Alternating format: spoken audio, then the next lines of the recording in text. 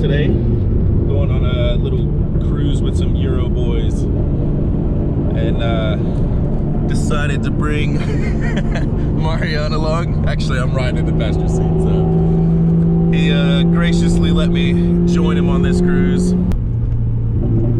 At the bottom of this hill, when I had my car, I came up the bottom of this hill, gave it a hit in second, and fried all 4 tires all the way up this thing.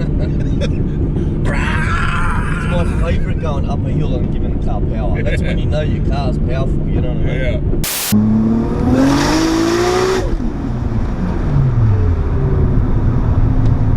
This is like legit my favorite part of this whole road. Massive bridge over water, huge cliffs in the background. So dope.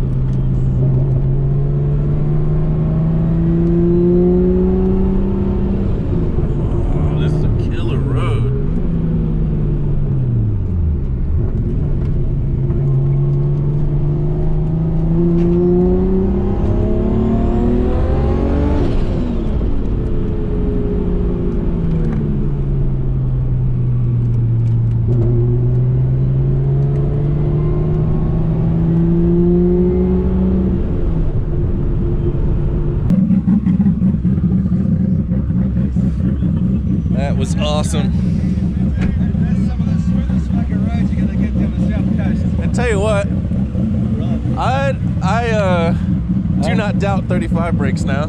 Yeah, well, mate. Like, he wasn't pushing at all. The size of the fuckers, how can you down those? You know when it was wet, only when it went on a straight line, you've seen it, you've seen the video, the car just turns full, like, that's not me changing lanes, that's the car moving. Do you have a different in front of it? Sorry? Do you have a different in front of it? Yeah, Cusco front and Cusco rear. So it just wants to... Yeah, it just turns. So wherever you put in the steering wheel, that's where it wants to go? No, the steering wheel's straight, the car goes right.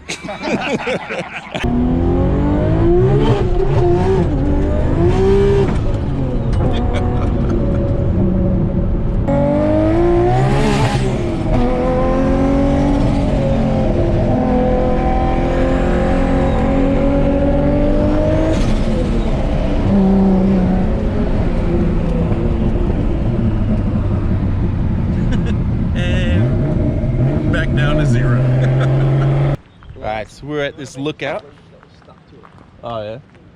And I'm gonna get some breakfast, and then I might switch cars on the way back, just to give something different. But thought I'd do this video for you guys, a little different than the man cave that we've been stuck in because the car's off the road. So we'll yeah, grab some food and keep going. I keep vitamins and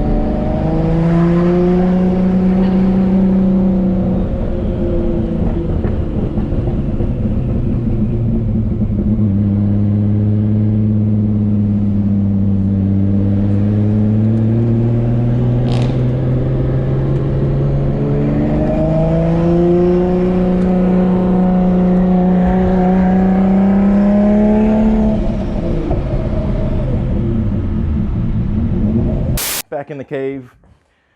That was yeah, awesome drive. Had a blast, and I gotta say, I'm definitely a converted believer of R35 brakes because yeah, he wasn't pushing that hard during that run, and he was like out braking cars in front of us. Like, it was pretty cool to see. Yeah, R35 brakes is definitely a must for the build at some stage. So my one reason of why I don't want to put the stock wheels back on, because I'm like, if I put stock wheels on, I can't put R35 brakes on. But I really don't want to run an 18.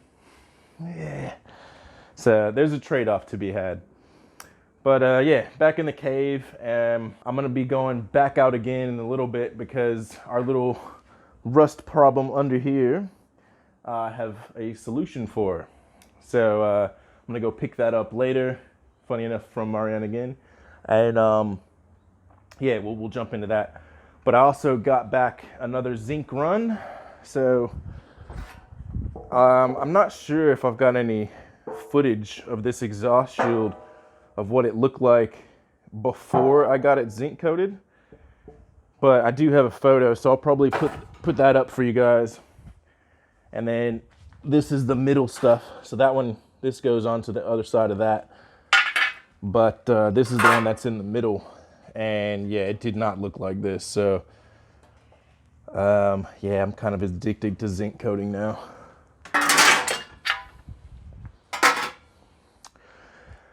I also got back a bunch of bolts. I'm just laying it all out now. I had it all organized, but the freaking zinc coater fucked me on this one.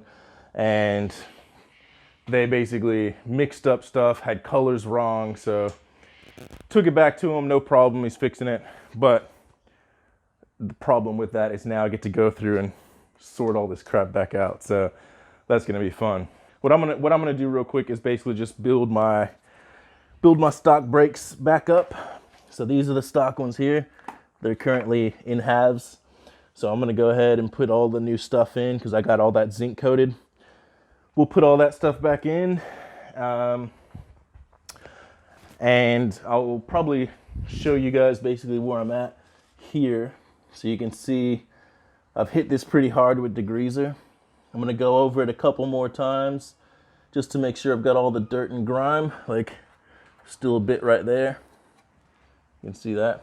So I'm gonna try and keep getting all the rest of it off and then just basically cover it with a, I'm gonna use this satin black primer. It's a rust guard, but I'm gonna use it as a primer before I put my my rubberized undercoat on here.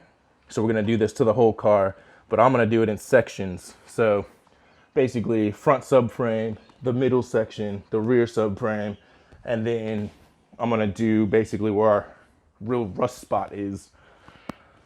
So yeah, 4 sections, and yeah, that's about it.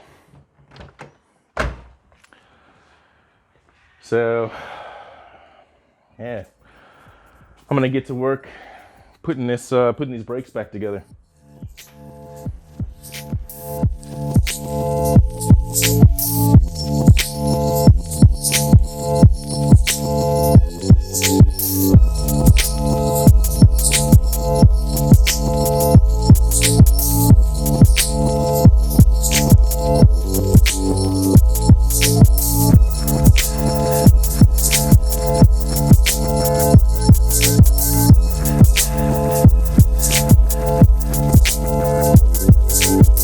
And there you have it. Brakes are back together. So yeah, they could probably do with a little clean, which I can do anyway. That's no issue. But I just basically wanted to put them all back together, see what they look like with the new hardware in them. So I think they look pretty good. Continue on sorting out all my bolts here because, like I said, they got me this time. It probably looks a lot harder than it is. Like, these 2 brackets go to the subframe to hold the brake lines. This is a fuel tank bracket. Those go to all the axles. Like, I know where everything goes. That's drive shaft, Those are drive shaft. Alrighty, so we got a new day. Yeah, family time. Got caught up. What I wanted to show you guys though was the rust spot fix, which I have here. So let's go check this out real quick.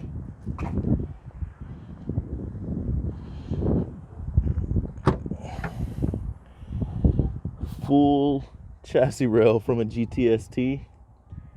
So that's gonna be the fix. So the rust spot on mine is right there, and you can see there's no rust here. So we're good to go. So I'm gonna bring this inside and we'll go from there. All right, so that is pretty much just gonna sit there until I'm ready to use it. But it'll basically make it a lot easier. So they'll just basically untick all the little spot welds, which you can see right there. Spot weld, spot weld, spot weld. Pull the whole thing off, swap it on the car. So, $100. I got lucky. But yeah, look, I'm gonna go ahead in the video there and come back to you guys probably when I pick up my next little batch from zinc coating. So, thanks for watching. Hope you guys enjoyed it, and I'll see you next time.